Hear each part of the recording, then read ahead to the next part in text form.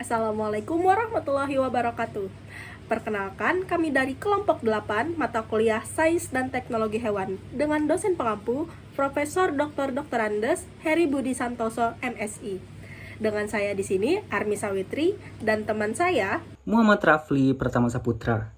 Di sini kami berdua akan menjelaskan hasil dari proyek kami yang berjudul Desain Sel Imun Terapi CART untuk pengobatan tumor pada kucing. Pertama, kucing domestik seperti halnya manusia sangat rentan terhadap serangan tumor. Beberapa jenis tumor yang paling sering ditemukan pada kucing adalah Feline Injection Site Sarcoma atau yang biasa kita kenal dengan FISS, dan juga ada limfoma dan kanker payudara atau yang bisa kita sebut dengan karsinoma mamae.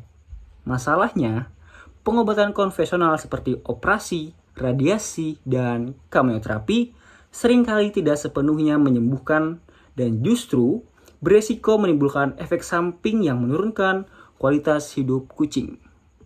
Lebih dalam lagi, tantangan terbesarnya justru datang dari sel tumor itu sendiri.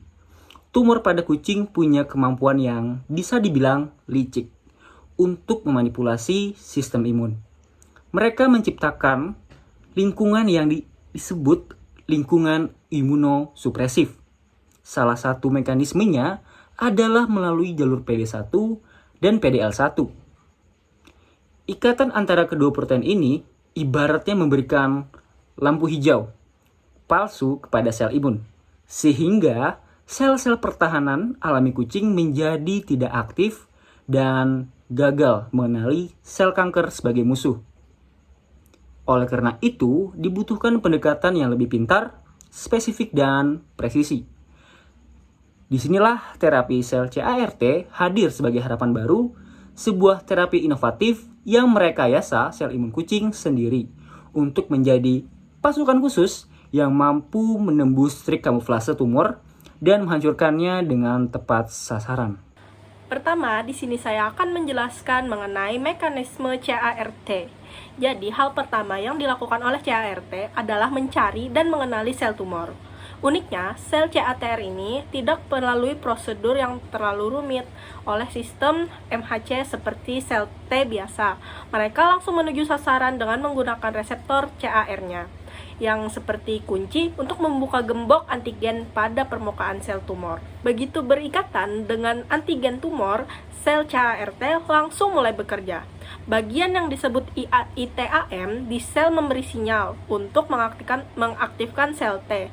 Akibatnya, sel CART mulai berkembang biak dengan cepat dengan memperbanyak diri, kemudian mengeluarkan sitokinin, yaitu protein-protein pemberi sinyal. Setelah aktif, sel CART akan menghancurkan sel tumor dengan dua cara. Cara pertama yaitu cara granula atau serangan langsung.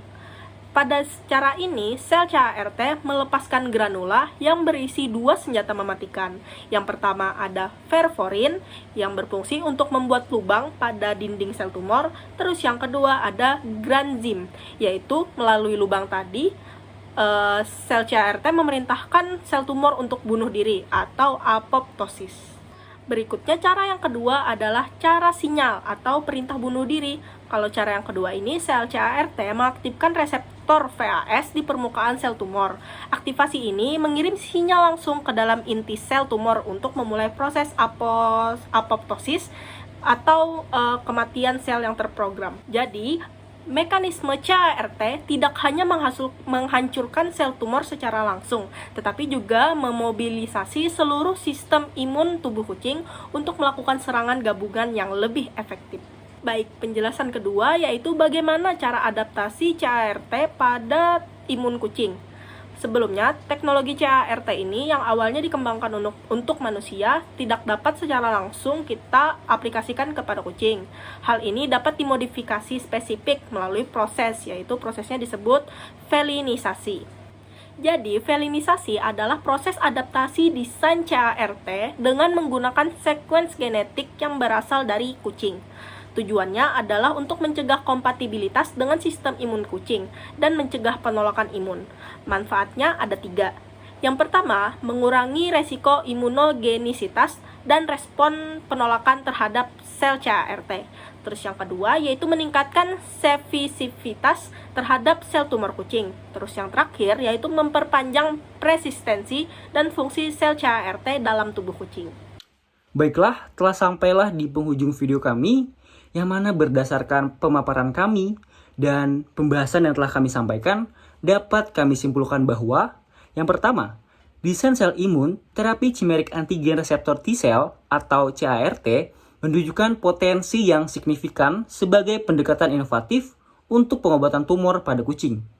Yang kedua, teknologi ini memungkinkan rekayasa sel T kucing untuk mengenali dan menghancurkan sel tumor secara spesifik melalui reseptor dan sintetis yang menargetkan antigen permukaan sel kanker. Terapi ini dirancang untuk mengatasi mekanisme dan imunosupresif utama yang dihadapi kucing, terutama hambatan yang dimediasi oleh jalur PD1 ataupun PDL1. Yang ketiga, proses ventilasi merupakan langkah kritis untuk meminimalisir imunogenisitas dan meningkatkan kompatibilitas serta efektivitas terapi dalam sistem imun kucing. Saran untuk proyek kami, yang pertama itu harus dilakukan penelitian lebih lanjut yang berfokus pada efikasi dan keamanan terapi, termasuk optimasi proses felinisasi reseptor.